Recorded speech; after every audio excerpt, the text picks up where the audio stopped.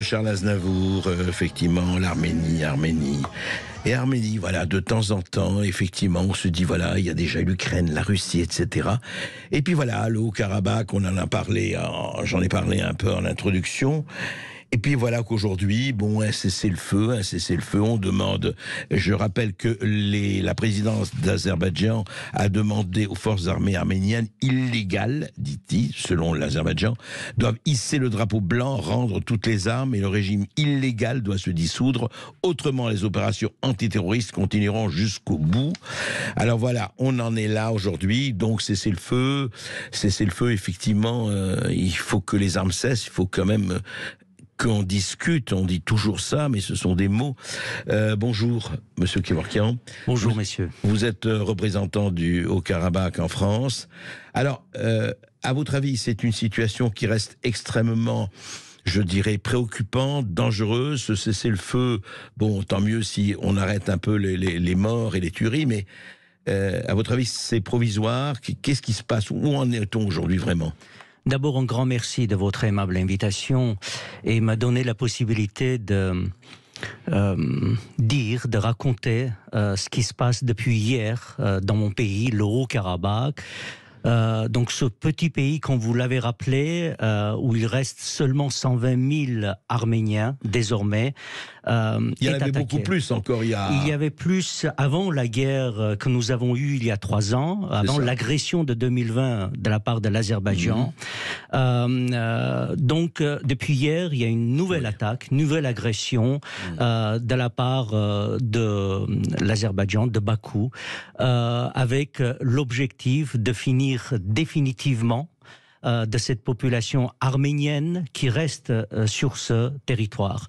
Vous savez, cette guerre déclenchée par l'Azerbaïdjan in fine, n'a pas cessé depuis 2020. Nous avons passé 3 grandes étapes. Première étape, c'est la possession, la prise sous contrôle azerbaïdjanais de vastes territoires. Ce qui nous reste désormais, ce n'est plus 4400 km² que vous rappeliez tout à l'heure, mais seulement 2900 km². Ça, c'était la première étape en septembre-novembre 2020. Deuxième étape, ça a été la tentative, et je crois que l'Azerbaïdjan a réussi, ou est en train de réussir, c'est de couper tout lien avec la République d'Arménie, et ce lien se passait par ce couloir de la Chine, la seule route, le seul couloir qui reliait le Haut-Karabakh à l'Arménie et donc au monde extérieur, parce que le Haut-Karabakh est totalement enclavé par l'Azerbaïdjan. Et donc cette troisième phase est arrivée hier, et aujourd'hui nous sommes contraints de déposer les armes. Tout ce qui nous restait, ce sont nos maigres forces d'autodéfense qui n'ont pas suffi à résister un jour, donc plus d'un jour, même si les nôtres ont combattu héroïquement. Les dés étaient jetés d'avance et nos forces armées d'autodéfense ont déposé les armes avec une perspective extrêmement noire, extrêmement sombre, ce qui va s'apparenter à mon sens et à ma conviction un nettoyage ethnique acté, accepté, fait par l'Azerbaïdjan. Donc, Monsieur Kevorkian, parce que c'est grave ce que vous dites, et c'est grave si ça se passe, évidemment, terrible. Vous dites que l'intention, quand même, de l'Azerbaïdjan, c'est que le Haut-Karabakh soit qui est vidé des Arméniens, qu'il n'y ait plus de population arménienne dans le Haut-Karabakh. C'est ça l'intention, d'après vous? Oui. L'Azerbaïdjan demande le départ des forces arméniennes du Haut-Karabakh, mais en disant des forces arméniennes. Mais il ne parle pas le départ de la population. Il parle de la population également. Parce que, cher monsieur, tout à l'heure, vous disiez qu'il y a eu une proclamation non reconnue de l'indépendance du Haut-Karabakh, qui est survenue en 1991 à la suite de l'Union soviétique. Sachez que cette question n'a jamais été une question de principe pour la population du Haut-Karabakh. D'autres régions azerbaïdjanaises, avant la fin de l'Union soviétique, étaient peuplées jadis d'Arméniens, comme c'est le cas du Haut-Karabakh. Aujourd'hui, ces régions, aucune région jadis peuplée d'Arméniens n'existe en Azerbaïdjan. Ces exemples sont suffisants pour que nous puissions les voir et comprendre quel est le véritable objectif de l'Azerbaïdjan. Et si nous avons proclamé notre indépendance, et si nous nous sommes organisés en autodéfense pour nous défendre tout simplement, c'est parce que pour que nous puissions rester sur ce territoire.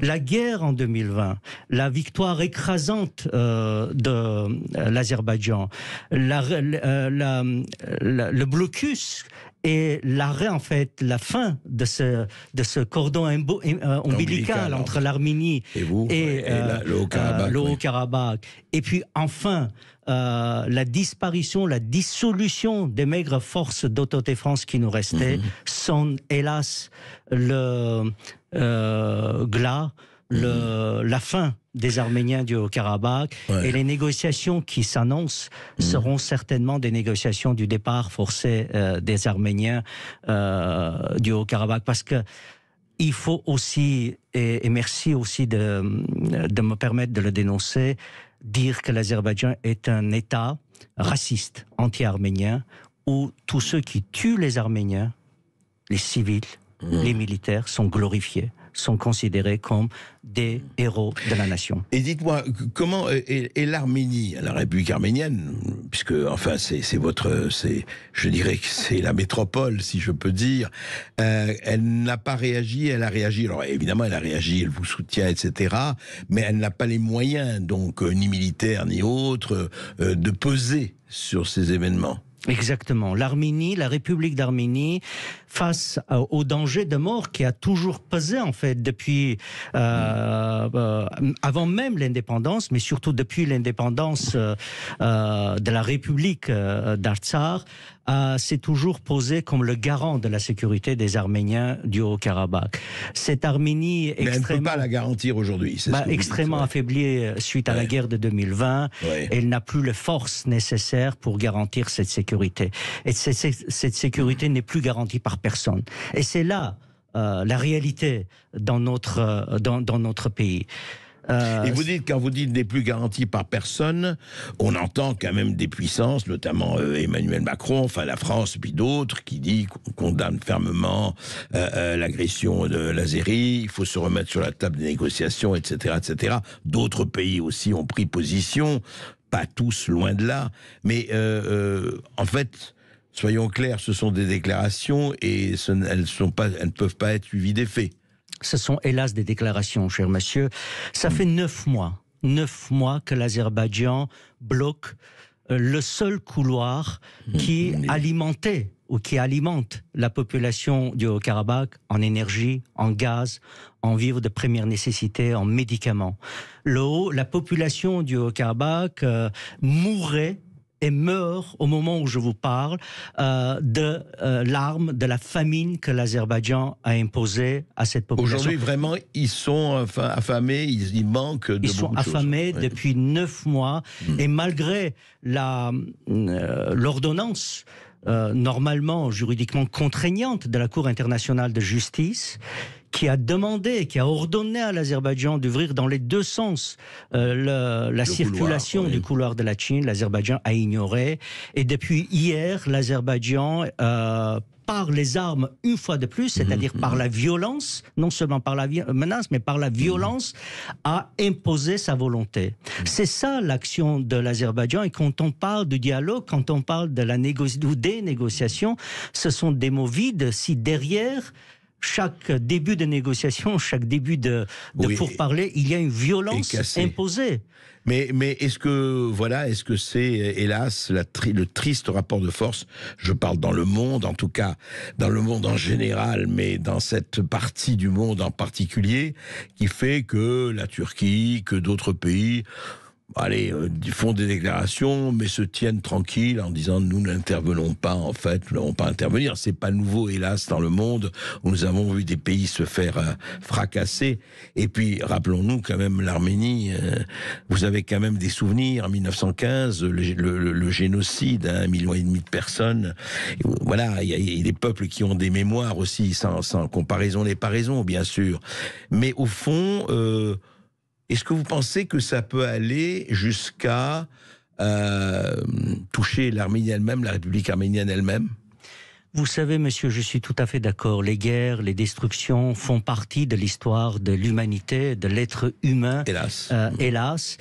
En revanche, des crimes contre l'humanité, des crimes contre la population civile désarmée sans défense, qui ne représentent aucune menace pour une partie des conflits, en l'occurrence l'Azerbaïdjan, la volonté d'éradiquer la présence d'une population civile sont tout de même rares dans l'histoire de l'humanité. Et c'est ce qui se passe dans notre région aujourd'hui. L'arme de la famine, tout de même, peu de pays ont utilisé, heureusement, fort heureusement, dans les guerres pour imposer leur volonté.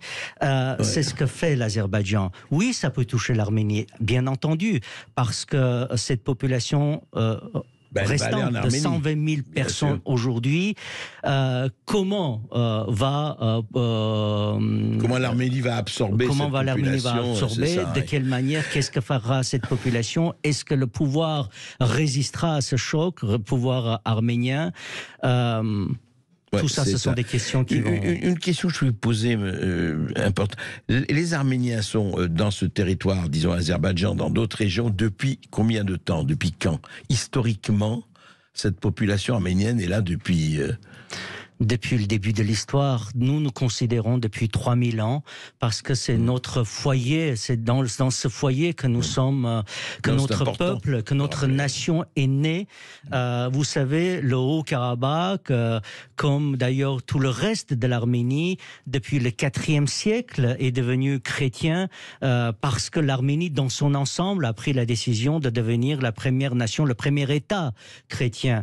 Le Haut-Karabakh a adopté aussi l'alphabet arménien dès sa création, et la première école en langue arménienne a été créée en Arménie, sur tout le territoire arménien du royaume d'Arménie, au Haut-Karabakh, dans ce monastère du IVe siècle. Il faut rappeler, c'est des millénaires, c'est pas seulement des siècles, c'est des millénaires. C'est des millénaires que les Arméniens vivent, et contrairement à d'autres territoires arméniens, le Haut-Karabakh, faisant partie en 1915 ou au début du XXe siècle de l'Empire tsariste, n'a pas connu, et avant le Haut-Karabakh faisant partie de l'Empire perse, n'a pas connu le génocide. Donc il y a eu une vraie discontinuité de la présence arménienne sur ce territoire, contrairement à d'autres territoires où le génocide a marqué... Ils ont toujours été là, et écoutez, ce qu'on peut vous dire et vraiment espérer, c'est qu'ils seront toujours là, en dépit effectivement des vicissitudes et des drames qui se passent. Merci Monsieur Kevorkian, et on continuera évidemment à vous suivre et à vous accueillir. Merci à vous, monsieur. Merci Monsieur Kevorkian. Je rappelle que vous êtes représentant du Haut-Karabakh en France. On va